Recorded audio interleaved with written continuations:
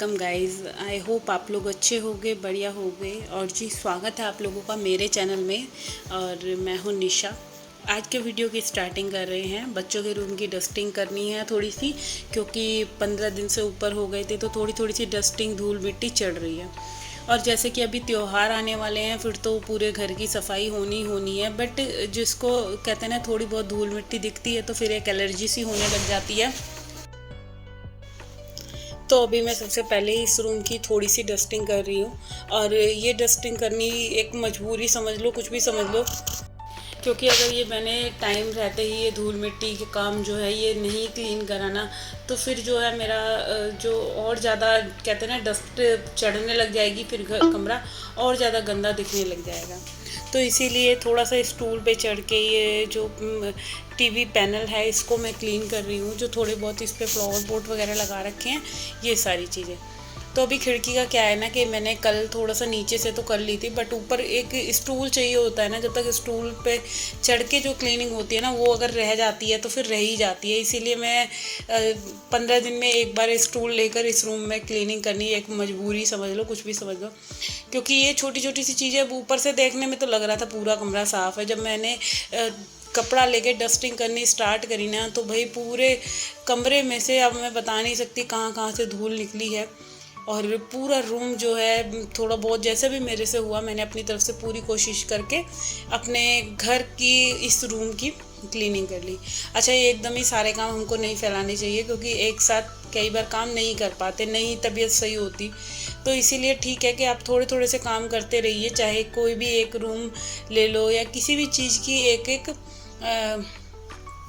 Corner को ले लो, और सिर्फ 5 से 10 मिनट लगता है ये डस्टिंग वगैरह का काम करने में। हद मार के मुझे 15 से 20 मिनट लगे थे पूरे रूम की जो ऊपर चढ़ के स्टूल पे चढ़ के डस्टिंग वगैरह या पर्दे वगैरह हटा के पूरी सही से जो खिड़की है इसको साफ़ करी थी। क्योंकि रोज़ तो खिड़की भी साफ़ नहीं हो सकती, और घर का इतना सारा काम वैसे ही हो जाता है। तो फिर यही रहता है कि जो जल्दी जल्दी काम निपट जाए तो ठीक है, वरना फिर वही रहता है पूरा दिन लगे रहो आप अपने घर के काम करने में, तो हमारे काम कभी ख़त्म ही नहीं हो सकते। तो अभी ना ये पर्दे उड़ रहे थे, तो इनको ना मैं सिर्फ क्लचर की हेल्प से ही इनको टिक करके ना लगा दूंगी। क्योंकि क्या है, ये उड़ते हैं ना तो फिर बहुत ज़्यादा कमरे में रोशनी आती है, और बच्चों को भी मेरे को भी ना कमरे में जब रोशनी आती है तो बिल्कुल अच्छा नहीं लगता। और इसीलिए इनको ना मैं क्लचर की हेल्प से पूरे में स्टक कर रही हूँ। और जब ये सही से हो जाएगा ना, तभी मेरे को चैन मिलेगा। क्योंकि जब तक कोई काम मैं अगर छेड़ लूँ ना और सही से ना हो, तो मेरे को एक परेशानी सी रहती है। और ये काम भी मैं आज इसलिए कर पा रही हूँ चैन से, क्योंकि दोनों बच्चे गए हैं आज स्कूल, दोनों के एग्ज़ाम चल रहे हैं। तो इसीलिए मैंने कहा चलो चले गए हैं, आज इनके रूम की थोड़ी सी क्लीनिंग कर देती हूँ, थोड़ा ठीक ठाक सा कर देती हूँ। वरना रोज़ तो डुग्गू कमरे में बैठा रहता है तो ढंग से सफाई ही नहीं हो पाती इस तरह की। और जब कोई भी आप किसी भी रूम की या कहीं की भी क्लीनिंग करो ना, जब लोग सब बैठे रहते हैं ना, तो फिर उस तरह से हमारे जो काम है ना वो हो नहीं पाते। और इधर मैंने अब एक क्लेचर मेरे को कम पड़ रहा था, फिर मैं दूसरे रूम से लेकर आई। और अभी खाने का भी कुछ डिसाइड नहीं हुआ, क्योंकि मैंने अभी आलू उबाले हैं। पहले मैं सोच रही थी आलू टमाटर की सब्ज़ी बना लूँ, बट मैं फिर अब आलू के पराठे बनाऊँगी, क्योंकि बच्चों को पराठे बहुत पसंद है। और इनके लिए तो रात की सब्ज़ी रखी है, तो इनका थोड़ी सब्ज़ी हो जाएगी, पराठे हो जाएंगे। तो ऐसे करके आज दिन का हमारा खाना कुछ इस तरह से रहेगा। तो चलिए अभी फटाफट से मैंने ये सारे जो पर्दे हैं इन पे चिमटी लगा दी है। फिर इसके बाद मैं इस रूम की मैंने अभी बेडशीट भी ना मशीन में डाल दी है। क्योंकि जब मैं कहीं की भी क्लीनिंग करती हूँ ना, तो जैसे कोई भी कपड़े गंदे कपड़े उतरते हैं तो वो मशीन में साथ के साथ धुल भी जाते हैं। इससे ये होता है कि हमारे कपड़े ढेर नहीं होते। एक मशीन लगी हुई है अभी, और रूम की क्लीनिंग करने तक, जब तक मैं पूरे कमरे की सफाई करूँगी, इतनी देर में मशीन में अच्छे से सारे कपड़े जो हैं वो धुल जाएंगे। तो अभी ये सारे पर्दों पे मैंने ऐसे करके क्लचर से पिन लगा दी है, और अब बिल्कुल ठीक सा हो लग रहा है, उड़ नहीं रहा है एक तो बस अभी सारे जो ड्रेसिंग पे एक्स्ट्रा सामान ये बच्चों का फैला हुआ है, इन सबको मैं उठा उठा के सारा रख दूंगी। जो भी कोई सामान मेरे को सही लगेगा उसको रख लूँगी। अच्छा, इस तरह से सफाई करो ना।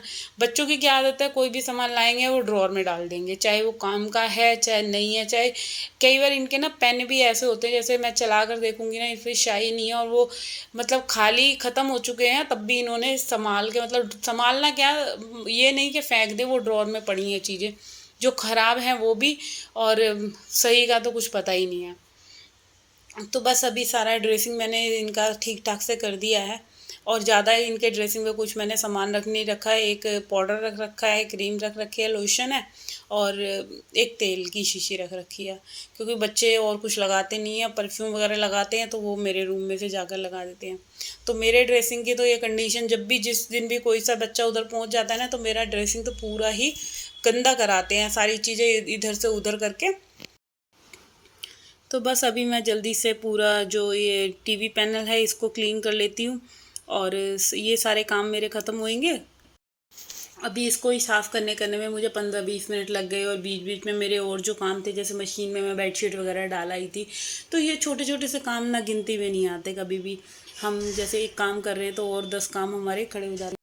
तो बस अभी ये सारा जो टीवी पैनल है ये बिल्कुल क्लीन हो गया है, और स्विचेस वगैरह भी मैंने साफ़ कर दिए हैं। अब मैं बिछाऊंगी बेड पे ना धुली हुई चादर, जो गंदी वाली थी वो तो मशीन में धुल गई है। और रोज़ आना ही मेरे जो रूम की, दोनों रूम्स की बेडशीट होती हैं वो धुलती हैं, कभी किसी रूम की कभी किसी रूम की। तो एक भी दिन मेरे मशीन में से जो पानी होता है ना वो गंदा बचता ही नहीं है, सारे पानी की बिल्कुल मेरे तो जान ही निकाल लेती हूँ मैं। अभी ना आज मैंने एक काम और करा है, जो ये तकिए के कवर के ऊपर ना एक कवर मैं और चढ़ा कर रखती हूँ। तो वो वाले कवर ना आज मैंने धोने डाल दिए हैं, और अभी जब तक वो सूखेंगे, फिर कल जब बेडशीट दूसरी बिछेगी ना, कल या परसों में, तो मैं इसके अंदर से एक और कवर जो है वो चढ़ा दूँगी। इसके तकियों के ऊपर जो एक मेनली कवर चढ़ा रहता है, तो वो भी थोड़ा सा गंदा हो गया था। फिर मैंने सोचा चलो अब जब कमरे की सारी कुछ इस तरह से क्लीनिंग हो रही है, तो वो बिल्कुल मैं हटा ही दूँ तो ज़्यादा अच्छा है। तो अभी मैं सारी बेडशीट को मैंने झाड़ दिया है, और अब फटाफट से मैं इसको बिछा देती हूँ।